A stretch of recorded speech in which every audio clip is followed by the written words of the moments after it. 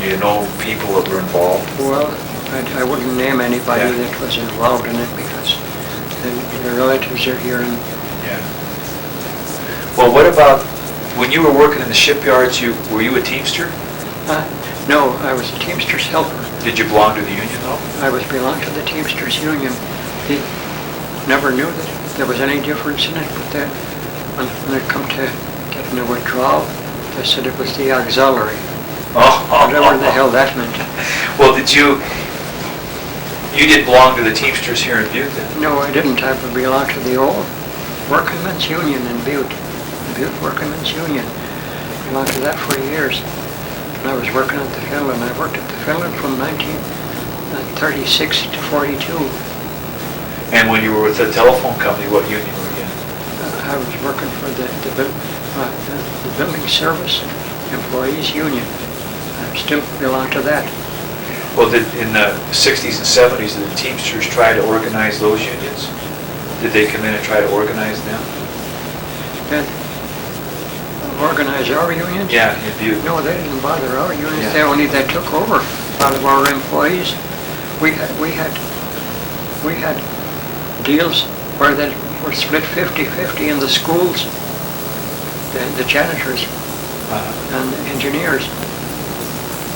And the Teamsters start taking them away on us. We had Larry McAllister was very easygoing.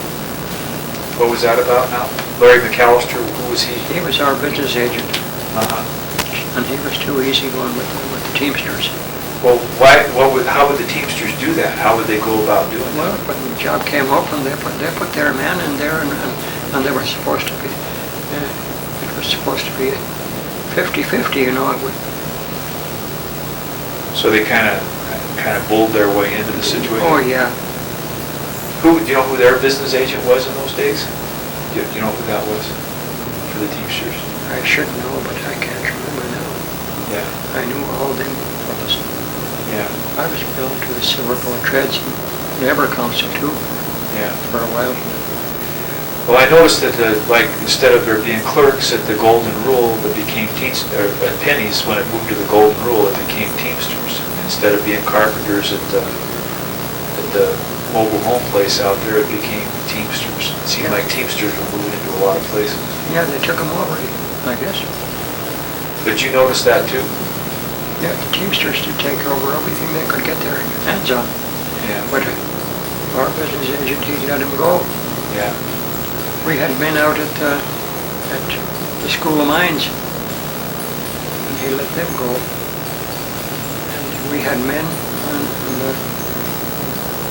them hot houses where they had plants, and there was a few of them around out at the Columbia Gardens. We had men out there. And then about the police department, do you remember the problems with the police department in the 60s and the 70s? The policeman that robbed the drugstore, and was the robber and was found dead and committed suicide. Do you remember any of that? When was that now? Oh, the early 70s. Mickey Sullivan, you remember that? I remember. I knew Mickey Sullivan, yeah. Did you know him? That was Paddy the Duck's nephew. I think he had two nephews who was in the police force. Do you remember any of those problems? No, I don't remember what happened there. Yeah. I think that one policeman robbed Albertsons twice, didn't he? It turned out later, yeah. And then he went over and burned the place in Missoula. Yeah. And then he got caught. Yeah. Well, do you,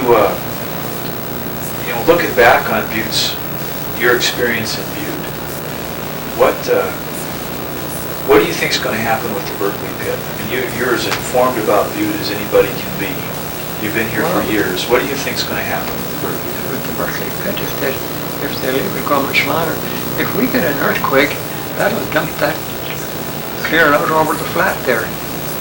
So you're concerned about it? Oh yeah, I'm concerned about that. Yeah, all we had recently was something fell down in there, or a slab of dirt fell down in there, and it threw some rigging in there way up on the side of the hill.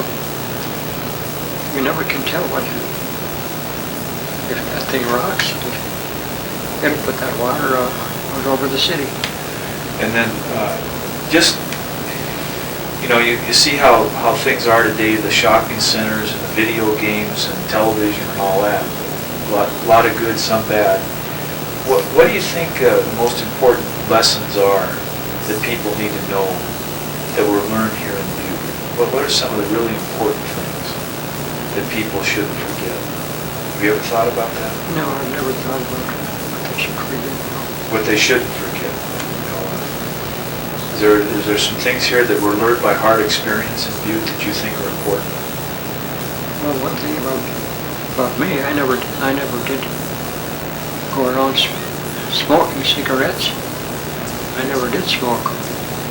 And I was out with the sailors on the North Atlantic and all around every place with them. But I never been drunk in my life either. Yeah. And I'll soon be 96, you know. 4 weeks and 5 days from now. That's good advice. Is there anything else that you'd like to say about in this interview? No, anything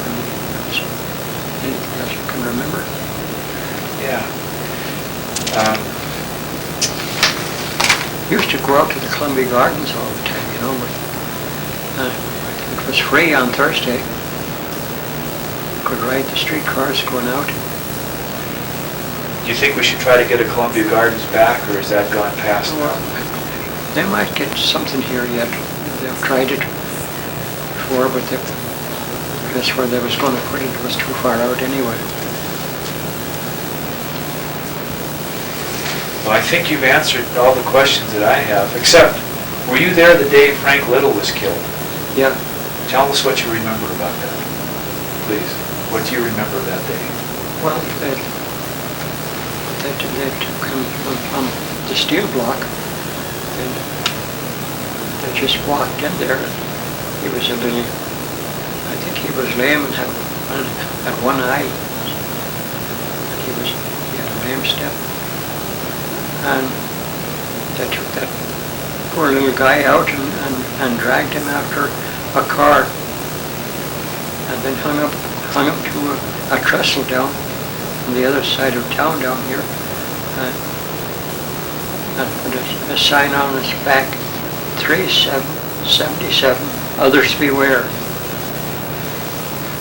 Do you know who did it? Well, it was planned up on the 6th floor of the Hennessy building. Do you know any of the people who were involved at all? Well, I'm not going to. But, oh, well, you may not want to say, but do you know? Do you know who some of them are? I know who one of them was, yeah.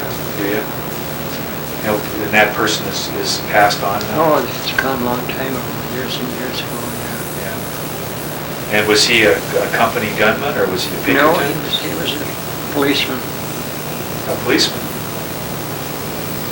Okay, but you still don't want to say who it was? No, I won't say who it was. I don't want to hurt his people. Okay. Do you remember the funeral procession? Yeah. What was that like? And where did you see it from? Where were you standing? I was on Main Street. And the Main Street was crowded from up Copper Street clear and way down to the whole street was full of people. They came from all over to that funeral. And how many people were in the parade? Was it a parade? It was just a procession? Just a procession of one of them out to the cemetery. And were there groups in the parade, or what was the, not the parade, the procession, what was it like? It just was a regular, they had hacks and stuff, you know. A lot of people walking? Yeah. Were they in any uniform? They couldn't walk very far because the cemetery is too far out. Oh. Were they wearing uniforms or any ribbons or anything? No. Did you ever know anybody who was a wobbly? Oh, yeah. We got one that comes here every week and playing with me. That's Mark Ross. Did you know any that were back in 1917, 1920? No, I never knew any wobblies in them days. And when I worked on Broad Street there in New York, down towards the end near the river, there was a building there in one of them little streets there, and it had IWW sign outside on the building, but I never saw anybody there.